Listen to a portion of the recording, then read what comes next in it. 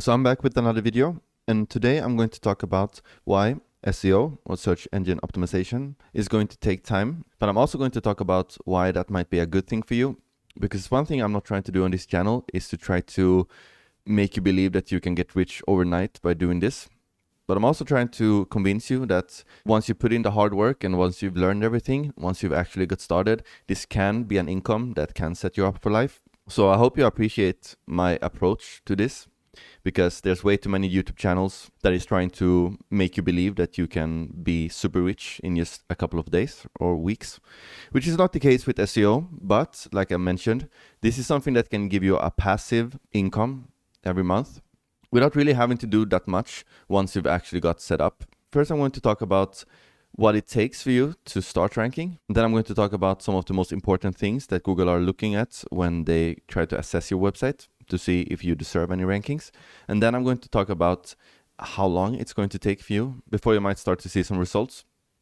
So yeah, this is a pretty fun topic, and I hope you like it. Let's go to the PowerPoint. And why SEO takes time. I'm going to talk about it soon, but first I'm going to talk about how you rank a website in Google. And obviously first you have to understand what SEO is, the essentials. I have a couple of videos on this channel about SEO, and mainly SEO for casino affiliate marketing, but obviously there's a lot of resources online about SEO. The second thing I think is the most important thing in order to get your ranking is to have content on your website, because this is what Google basically does. They are crawling your website and they are indexing your website based on the keywords or the words or the information you have on your website. So if you have a lot of content that is kind of explaining to Google what your website is about, this is going to give them the opportunity to rank you basically. So this is very important. You cannot just have an empty website and hope that it's going to rank. And the next step is to have a technical optimization. And this basically is that you have to ensure that all of your technical aspects of SEO are in place. For example, like site speed, how fast your website loads. Also, how easy it is for Google to basically just crawl your website. Let's check here. Here, Google talks themselves about get your site on Google. And basically, they talk about getting your website indexed. Indexing is basically when Google knows that you exist. And when they know that you exist, they're going to start crawling your website. You can search for your website like this, actually. You can go to Google search results and write site. And then you write your website. And then you're going to see if it's live or not. So that's a pretty good way to see if your website is indexed. You're going to need other websites to link to your website. I'm going to talk a bit about this. It's called a backlink. And obviously they don't want you to buy or pay for a backlink, but I mean, obviously you're going to do that anyway. And also the second thing they talk about is that your website hasn't been crawled yet. And this also makes a lot of sense, because Google can't just crawl every website every second all the time, because they just don't have the database for this. Just imagine how many websites exist. So this can take some time. I don't think it would take several weeks. I've never seen. I mean, more often than not, I see a website getting indexed or crawled just in a matter of days, if you launch it in the correct way. And also here, like the design makes it difficult. I mean, this is not something you have to think about that much, because we're going to use WordPress, or hopefully you're using WordPress to build your website, and then this is not going to be a problem. Google might encounter some errors when trying to crawl your site. Let's say that you, by mistake, put your whole website as no index, so Google cannot find your website. That could be a reason for this. And Google missed it. I mean, I think they put it here just in order to be safe, but I've never seen this, that Google misses a website. But I know that they have actually had some problems in some algorithm updates. Some pages just disappeared from the Google indexing and just disappeared from the search result, and then they just came back a couple of days later. So Google is not perfect, but they are very powerful.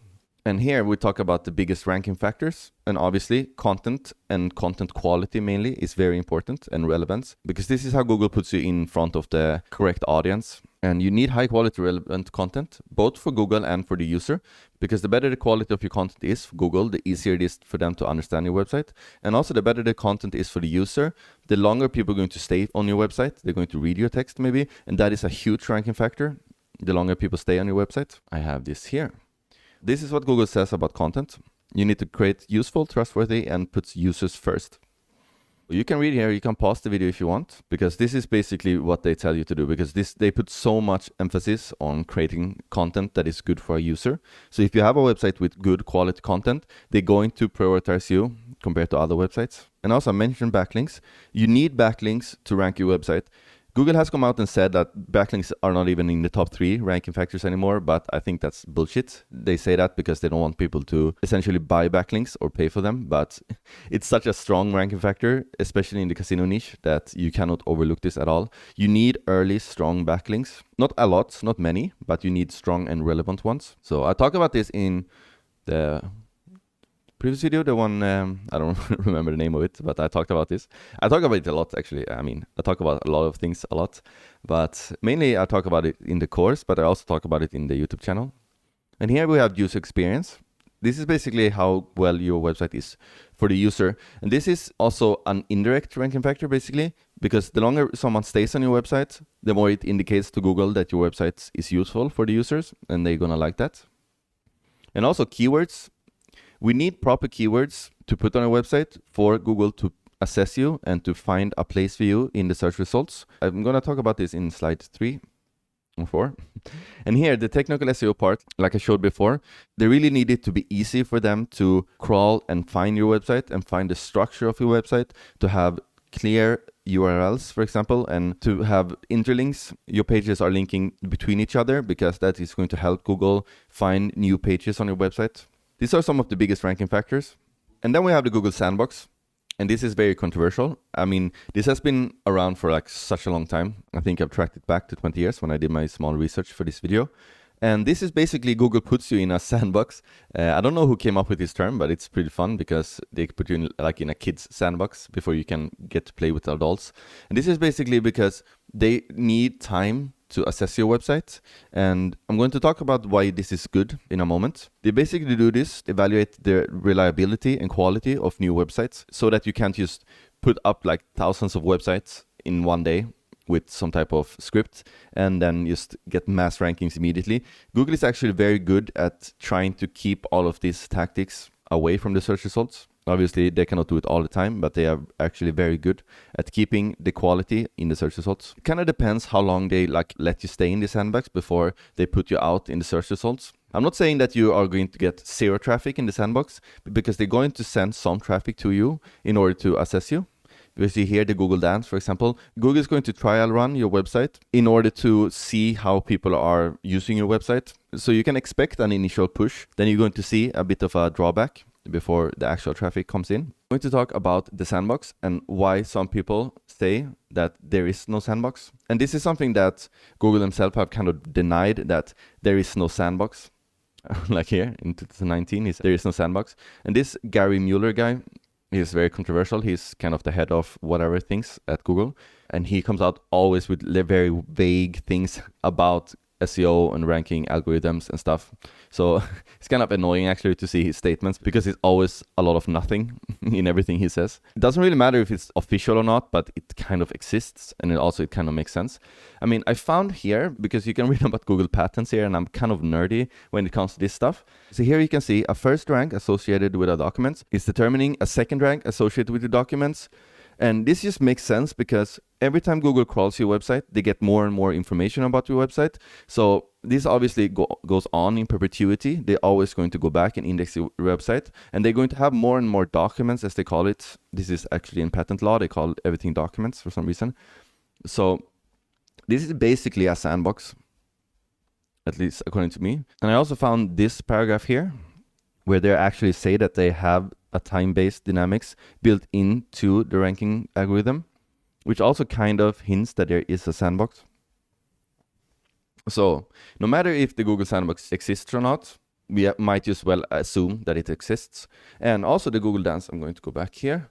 The Google Dance is basically a random ranking factor. And this is something I've seen a lot on my own websites, to give you a quick push in the beginning to get some initial data on your website so they can kind of see how the users are interacting with your website.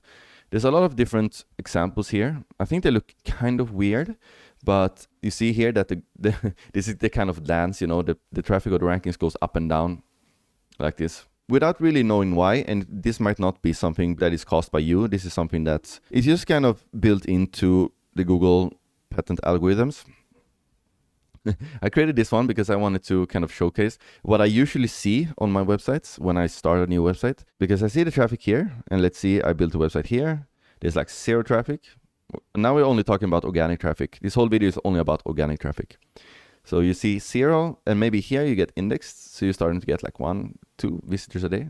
And then after like 2 weeks, you see like this huge push, and you're super happy. You get like 15 visitors a day for like 2-3 days. And you're like, yeah, my website fucking rocks. And then you see this dip here. And this is what happens to me a lot. I would like get super sad here because like, what the fuck is happening?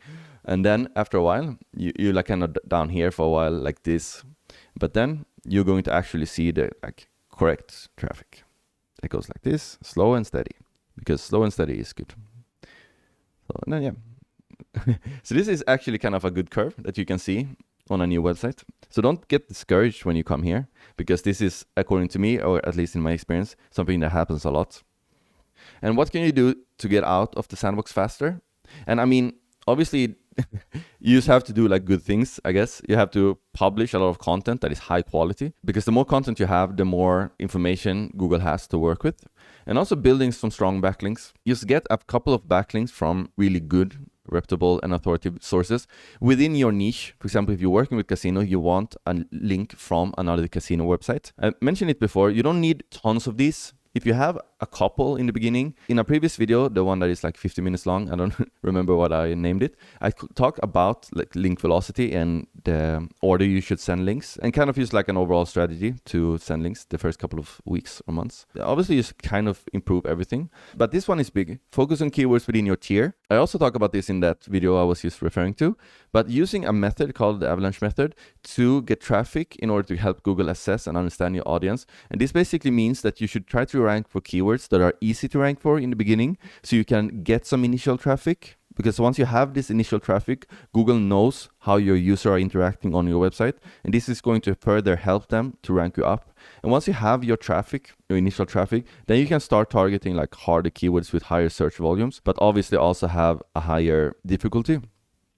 And also make it easy for Google to crawl your website. Have a sitemap, go to Google Search Console and submit your sitemap. This is super easy. And just have plain and simple URLs and link between your pages. Have a menu that is super clear. Have a footer with more links. It's basically link all over the place around on your website. I'm not going to go into detail on how to do this. And why does Google care about the age of a domain or how old your website is? Because older domains often represent reliability and trustworthiness. And this only makes sense because a completely new website can be about anything, basically. It can be just a spam website, it can be a legal website. They need this time to assess how your website is working. The more data a website helps in stable rankings. Let's say you have a website with thousands of pages or a lot of data for Google to go on. You have so many backlinks.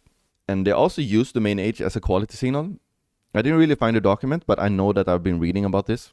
I had this conversation today, actually, or yesterday, with one of the members in the community, and he asked about expired domains and if it's good to buy an expired domain to get out of the sandbox to start ranking faster. And this is not something that I've ever done. I've never bought an expired domain in order to rank faster because, for one, I'm not really good at evaluating expired domains.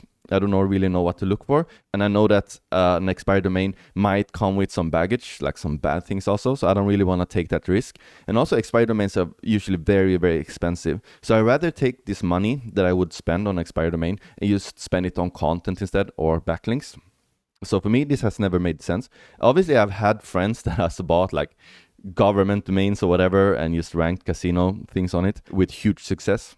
It's just not something I've ever done, and I don't think it's necessary either. And I also like to have my own domain to kind of give birth to my own domain instead of adopting.